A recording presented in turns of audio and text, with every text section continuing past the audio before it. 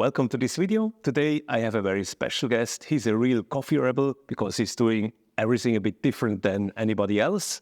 And the person I'm talking about is Tobias Seewer. Hello, Toby. Hi Ingo. Great to have you. Thank you. Can you tell me a little bit who you are in the coffee world and what you are doing? Yes, so basically I'm Toby. It started all with a cafe called Einzigartig, unique, and I think I see myself as this unique, yes, as you said, I do it maybe a little bit differently, but maybe more out of naivety because I just didn't know differently.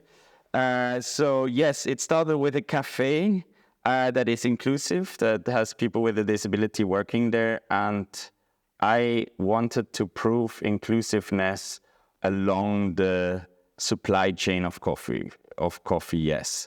And that, through a lot of coincidences, brought me to a coffee species that is not so known here in Europe.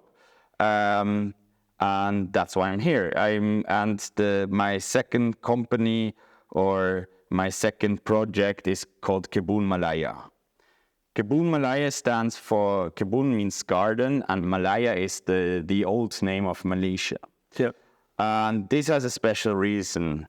The special reason is that in Malaysia there is a coffee species that is there for traditional and historical reason.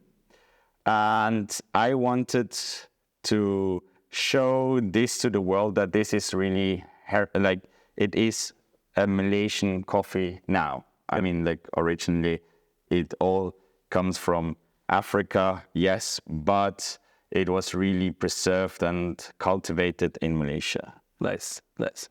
So we will be talking mainly about Liberica, and there is a lot to learn about Liberica. Also, we have, of course, some Liberica that we are drinking. I just want to go back and do one or two more sentences about Café Einzigartig, because this is really an interesting project. You say it's inclusive, so what are really then, what is happening there? What is inclusive?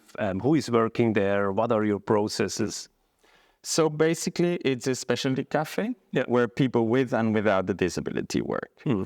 The special part about this is that it shouldn't be different like any other specialty coffee cafe. It should be a place where people go for really excellent, good coffee.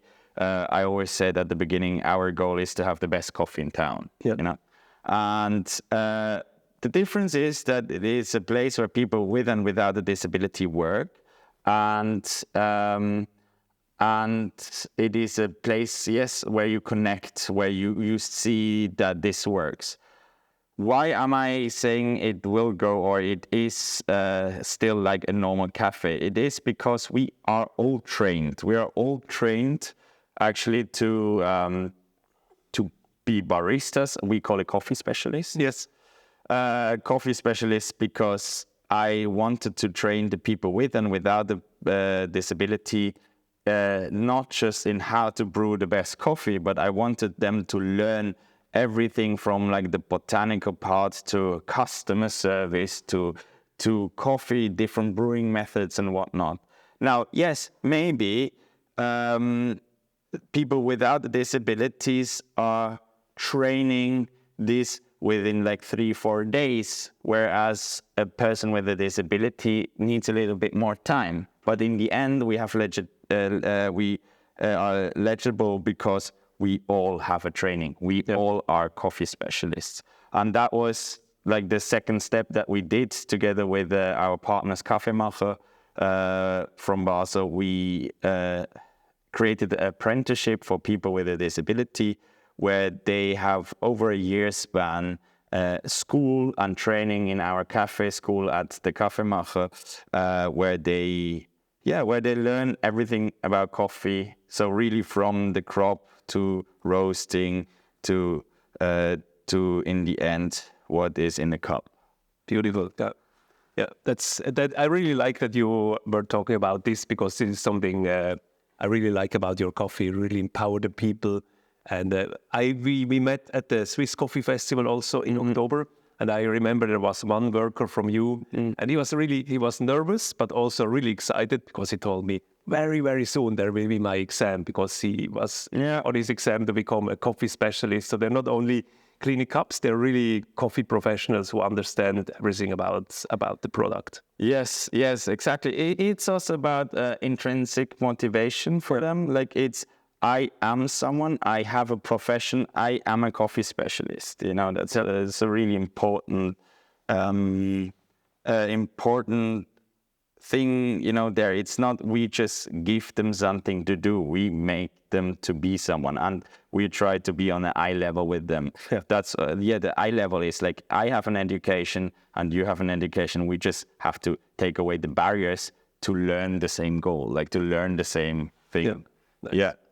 And in October, that was literally, I think, a week before their final exam. Yes. Yeah, they were nervous, but you should have seen after, you know, we had the celebration when they got their certificate, and it was like a true like enjoyment, like a true, like one of the women screamed and was like, "Yes, I'm now a coffee specialist." Nice. It was like really nice. Like we achieved there something, but in the end, the goal is actually just to have the same for people with the disabilities and for people without a disability. Just the route to this goal is different. Beautiful. Yeah. Congratulations to that. Thank you. And you are also a coffee specialist. You're internationally renowned for a special product, which is Liberica. Mm-hmm. And so can you tell me a little bit, what is actually Liberica Coffee?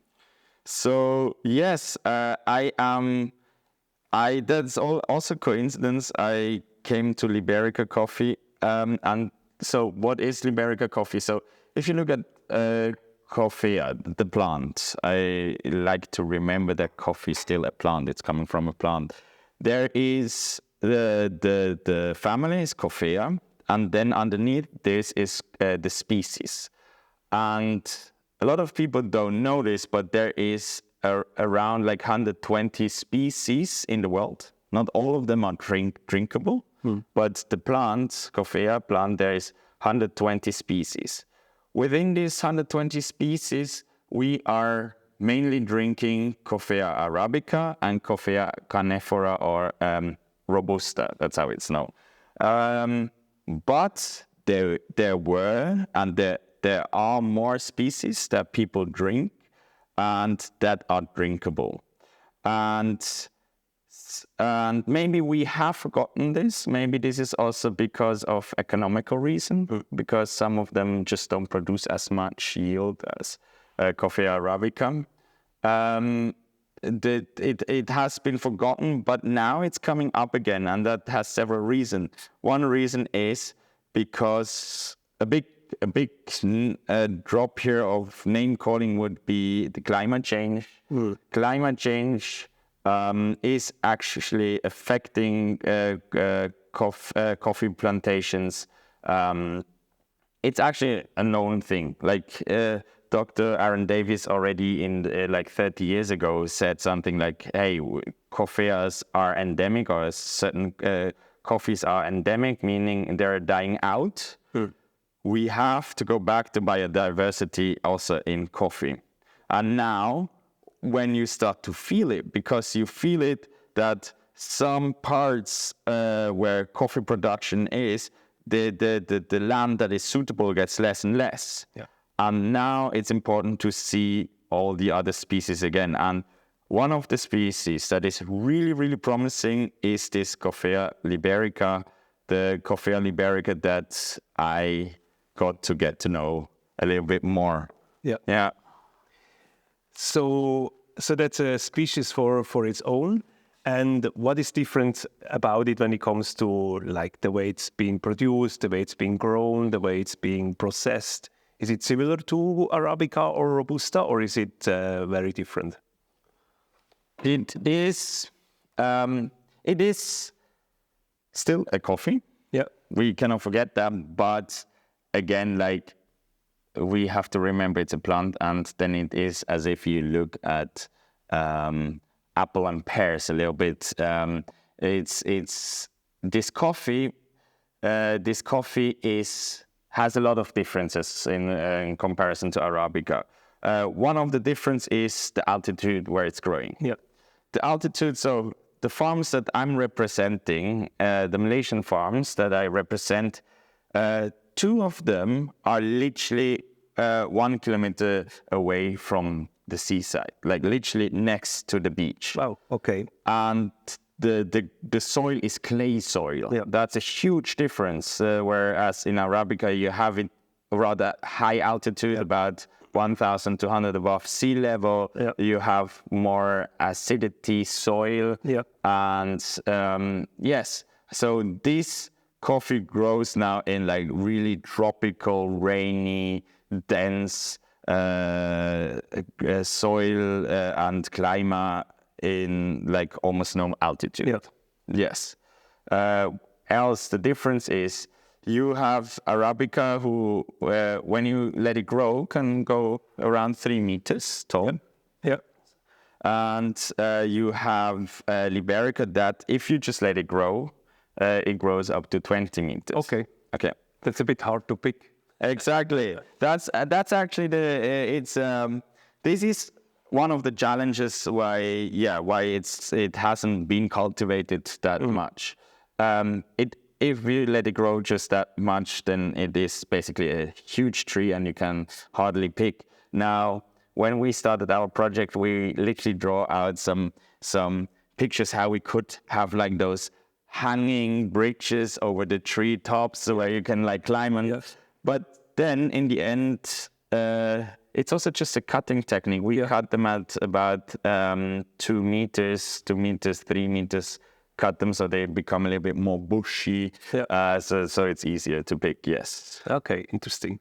I just realized when drinking the coffee that it's very sweet. Why is that? So yes, that's true. It is basically the sweetest coffee that we drink currently.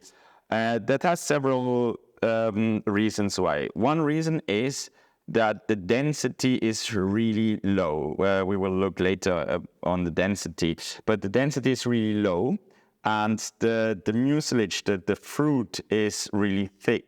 So in Arabica you have 60-40 percentage of fruit to seed.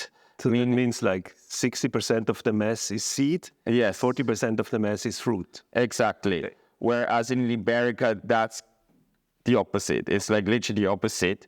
And now this fruit has a lot of sugar because it's like high temperature, a lot of sun. It develops a lot of fruit. And then the density lets the seeds to pull this sweetness in. So that's one of the reasons why it has more sugar. This is actually the reason, but this also has a challenge. Yep. Now, if you think about that, if a picker now has to pick 10 kilos, it has to bring, if he picks 10 kilos of Arabica, then in the end, he has about 4 kilos of green beans. Yeah. Okay. If you do like 10 kilos cherries of Liberica, you have only 1 kilo of green beans. Yeah. So it is already with this a lot more labor. Okay. A lot more work. Yes. Oh, interesting. I'm sorry, I'm spinning another stupid idea, but I'm sure you have spun it as well. That will give a great opportunity for Cascara, actually. Actually, we have Cascara. It is really interesting. We have a lot of Cascara. We do 2 things with Cascara. One of it is a side product that that some of the farmers then use to. I for example made once a Cascara kombucha, stuff like this. So the farmers sell it as tea. The other part of the Cascara we actually use to make compost as fertilizer. Yeah, but yes, it is. This Cascara is a thing that is like really, there is more to it. But that cascara, or this hard, when it's drying, the cherry is like really hard when you dry it naturally. What you can also see is a positive effect of this big fruit is that the coffee borers, they actually have it quite much harder to get into the seed. Okay. So this coffee is not just more robust to the climate, but it actually is also robust to certain pests and fungus. So basically it is harder for the coffee borer to go in, but there is also another thing that is there. It's that the root system of the Coffea liberica actually develops a scent, like a smell that is also protecting from the nematodes, from the little animals that is attacking the tree. So this is really interesting. Again, like if we talk about the future of this plant, not yet of the coffee, that's another thing, of the market, but of the plant, it is interesting because it is more climate change resistant. Oh, okay. Yeah. And now we come to a point when you're talking about insects, that caffeine is a natural insect protection. And what we don't know yet at the moment now is if Liberica has more or less caffeine. But we can reveal that we will do after this today also another video that we will publish in a couple of days, where we are going to measure the caffeine content of Liberica. And possibly, if it has more caffeine, then it would also be a natural insect protection. But we don't know it yet. We don't know it yet. We're the same curious as you. So maybe subscribe to the channel or come back in a couple of days. Then you will learn about it, about the caffeine content. I'm also like really excited to know more. Like I heard, but I like the people say completely different things. So I want to know it also. That's why I came to you. You also took another coffee with you, and this is Excelsa. What is actually Excelsa? Yes, I brought another coffee. So, again, like I'm now interested really in the plant. I love the plants. I think like it's really interesting, and to see also there is more. So obviously I wanted to know what other species are there, what other species are like interesting for the future, and what other species, what to compare. And then there is a special coffee that is called Kaffelogic Excelsa that often historically, but also scientifically, has been put into the same pot as Coffea liberica. And this is Café Einzigartig. Now, it's why I'm saying this is some papers call Café Einzigartig also Liberica. It calls it a variant of Café liberica. This is because the tree has some similar. It looks similar. And the origins are pointed back in a similar area. Now, if we have them in front of us, we can also see the camera. That we can see it.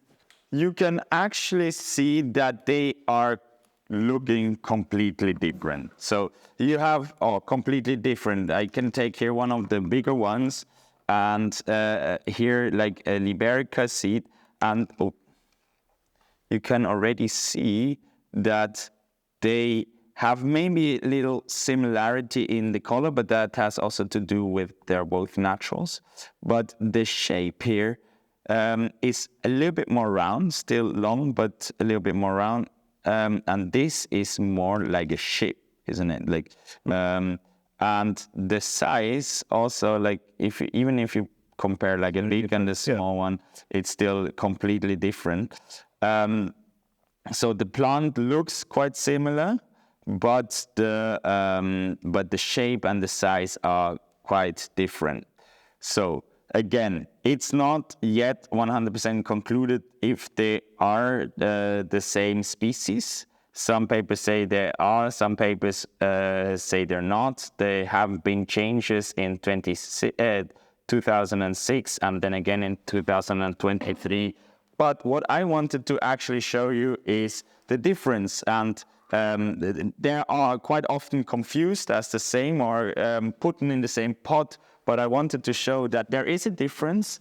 And I'm also interested because I've heard, as I said, this has more caffeine, and then they say, no, it has less. Now, this could be understood that it is just made with the like one was measured with this and the other one was measured with this coffee.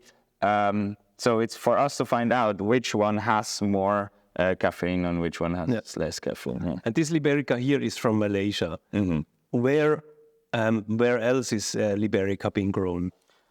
Okay, so originated native to Northern Africa.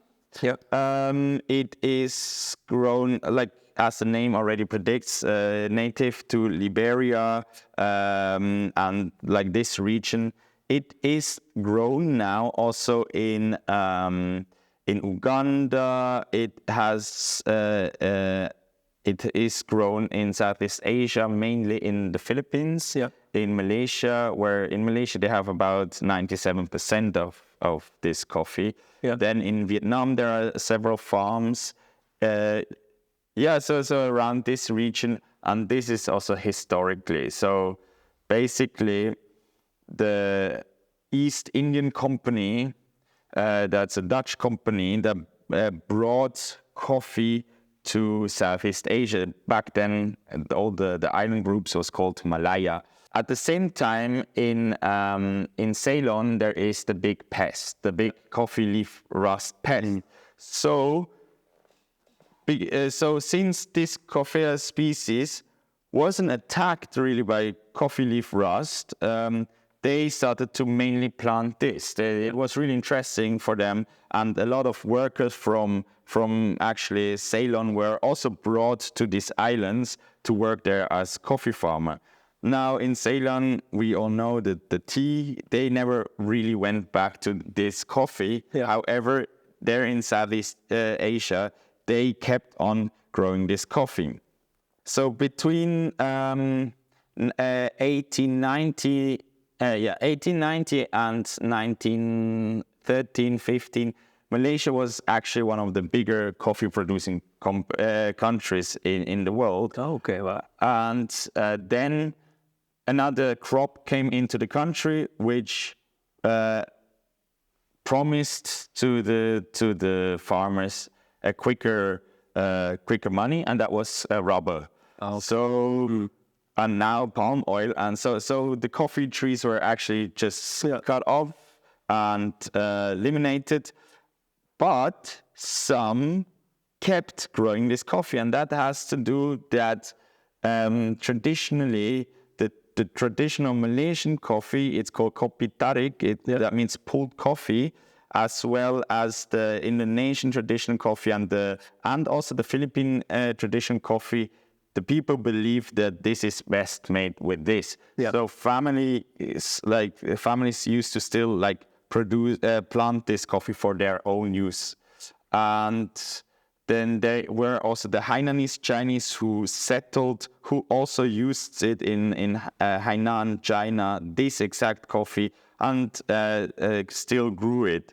But yes, with time, traditions get a little bit lost. And so that's why it got a little bit forgotten in the rest of the world. Interesting. Yeah. I mean, it means wouldn't there have been any rubber or palm oil? Most probably we would be drinking much more Liberica. Maybe and maybe not, because there is this other problem that Liberica has, and that's what I already mentioned a little bit before. And the problem is that the work is harder, the labor is, you need more labor, and that makes it more expensive. Yeah. And that's the other reason why it has not been produced that much anymore, because, well, if your job is producing coffee, then for the world market, then you try to go for the easier or how much yield do I get? Okay. So this is maybe a thing we didn't understand the coffee, or we didn't looked at the coffee like as itself, but tried to make it the same like Arabica or Robusta Canephora. Yeah. And but I think now we have a big chance that it is coming up. Yeah. Of course, a super interesting part will be then when we be talking about the taste of the coffee and also how it's developing. I just want to do something first before we switch over to that topic, because we had a look at the Liberica beans, and I want just to give people a view on Liberica and Excelsa in comparison to Arabica, so that you can see the difference. Until somewhere out there, you see how big the beans are from the Liberica and this ship shape that you mentioned. Excelsa with a bit a similar shape and the straight cuts, but much smaller. And here in comparison, you see a Canephora, a Robusta, which is also about similar size, but much rounder. There's also this cut about the similar size. This is a parchment from India. This one is also from India, about the same region, Karnataka. And this one here is a Arabica, where you see it has a bit like this longer, round peanut shape with a bit more like a flexed cut. So that's how you can recognize the beans quite nicely. Also, these are grown at a similar altitude, where this is grown also around like 1,000 above sea level. Yeah. So again, like there as a difference, this is really low level, and this is at 1,000 or 800 above sea level between this, and the Arabica is grown at more than like 1,300, I think. It's about that. Yeah, that's natural from Brazil. Yeah. So this is also like there is huge differences in how the plant grows. Yeah, but now the one thing we all want to know, being coffee lovers, because at the end it's a drink. I want to talk about the taste. I just remember it has been some years ago that I first had the possibility to drink Liberica, and I had it quite badly in my mind. So I didn't really like the taste. Now when I drink this coffee, it's really a pleasant cup of coffee.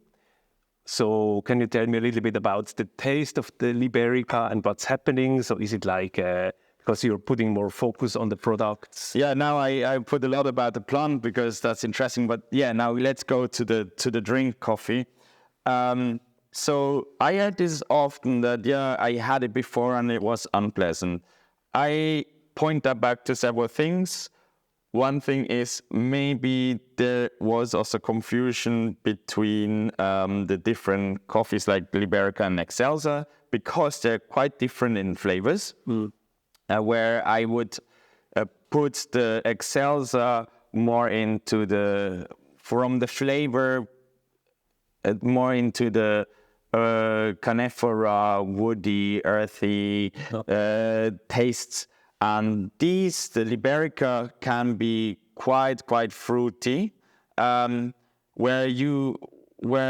that's our understanding, where you also have the flavors and the aromas of the fruits of Southeast Asia. Yeah. So it's often they say you find mango, jackfruit is often a thing, bananas. Also, again, that has to do probably with the root system and the nutrition that both get the same. The roots go also like down to 15, 20 meters down into the soil. Yeah. So the nutrition, what do you call it? The minerals that they get are similar to jackfruit minerals. So I think that has to do why you find these tastes in there. Yeah.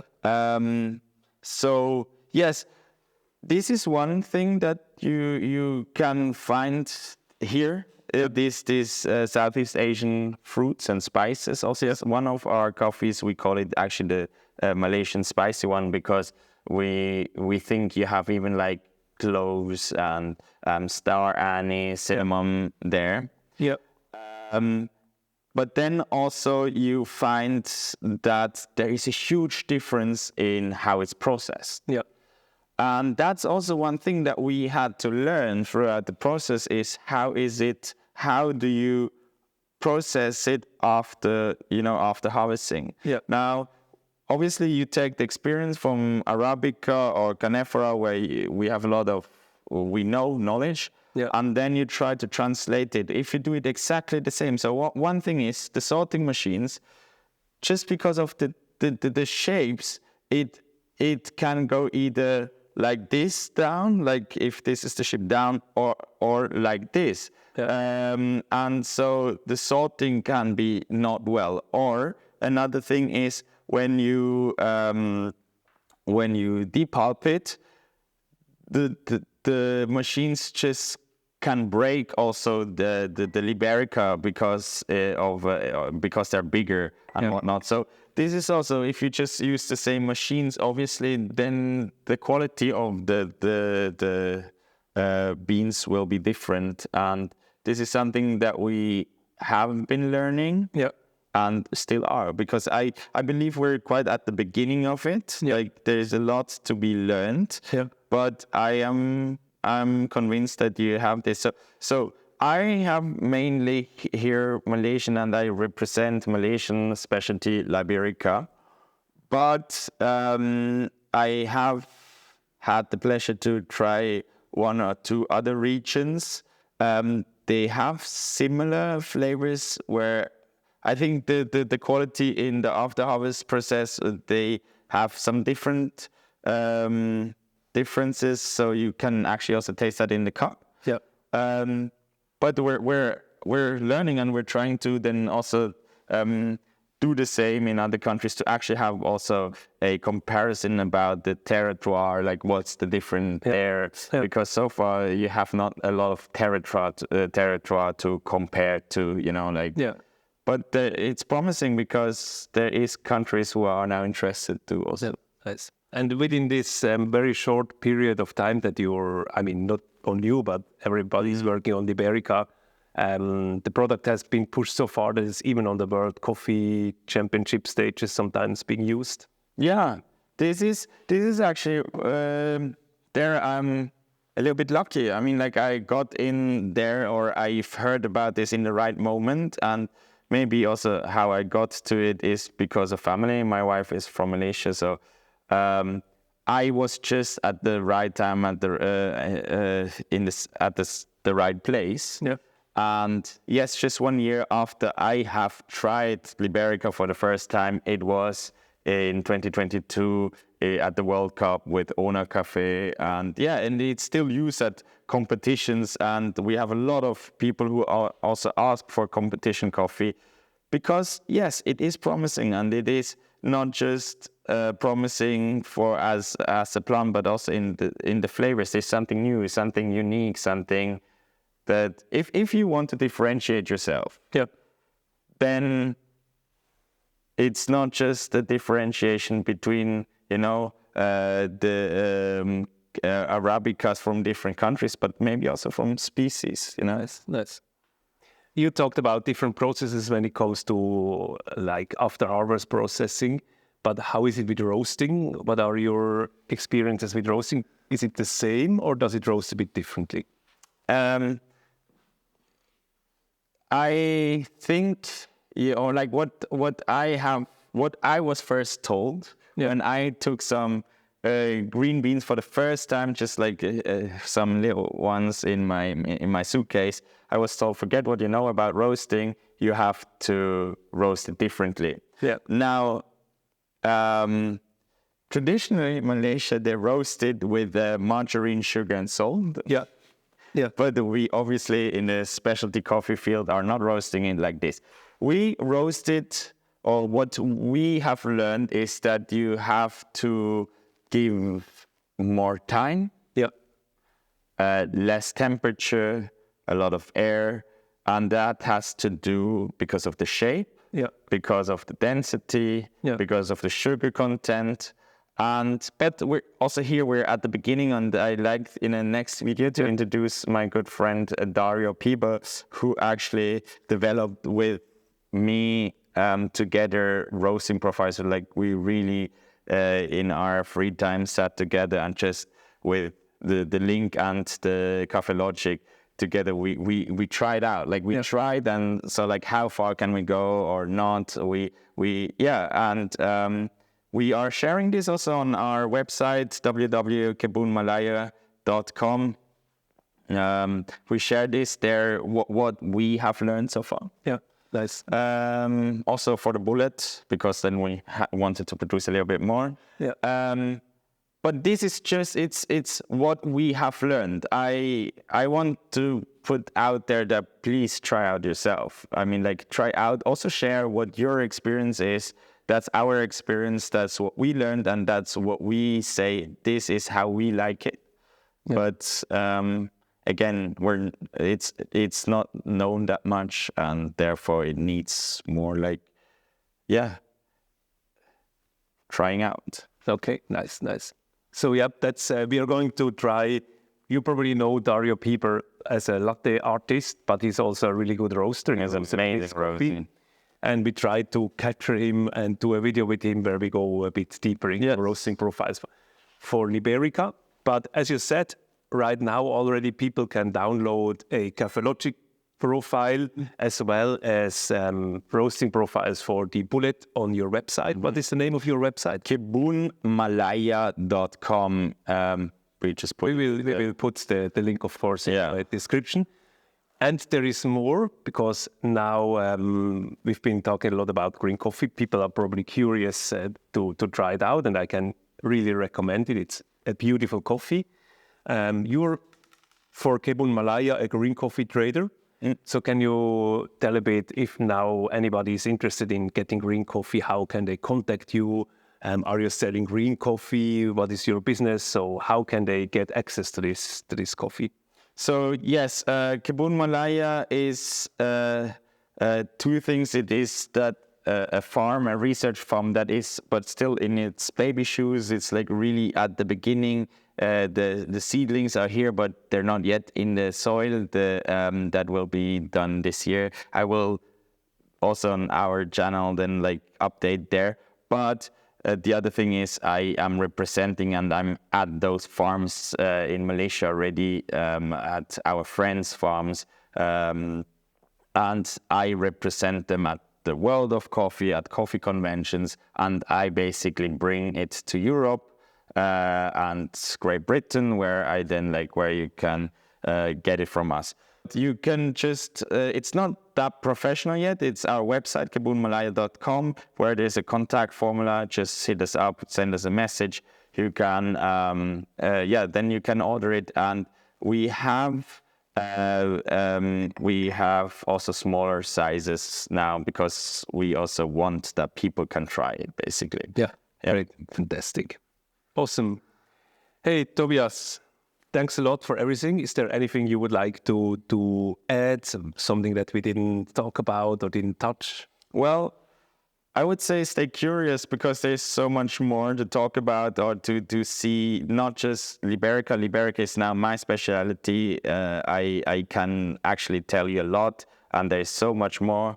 But also like about coffee biodiversity, what else is there? Like, go out and ask. There's so many interesting coffees.